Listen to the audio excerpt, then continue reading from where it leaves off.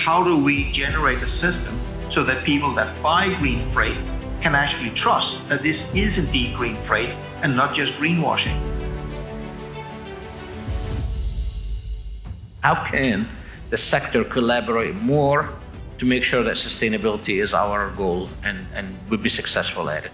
The sector should not collaborate on saying we should do exactly the same thing. No, they should compete on building what are the most efficient ships, what are the most efficient engines, what's the best way of setting up the supply chain.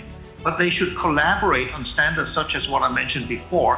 How do we account for how many green TEU miles do we produce? How do we generate a system so that people that buy green freight can actually trust that this is indeed green freight and not just greenwashing? So that type of collaboration, I think, is going to be absolutely critical.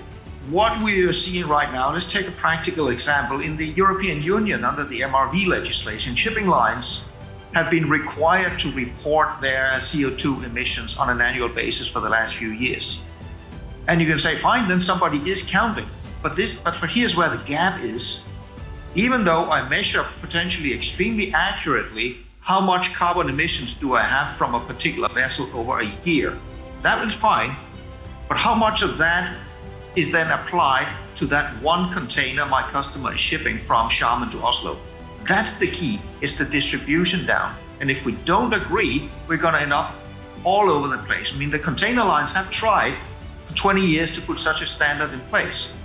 You have, for example, the Clean Cargo Work Group. It has definitely done a lot of effort in trying to put in, for example, carbon calculators. But here's the trouble I have with that approach. I mean, even to this very day, you still have large container lines that have online CO2 calculators. Yet, because the methodology is not completely ironclad, I can find examples where if I ship the container with two different container lines, but it will physically go on the same ship because they are in alliance with each other, I get a different result, even from a methodology that's supposed to show the same number.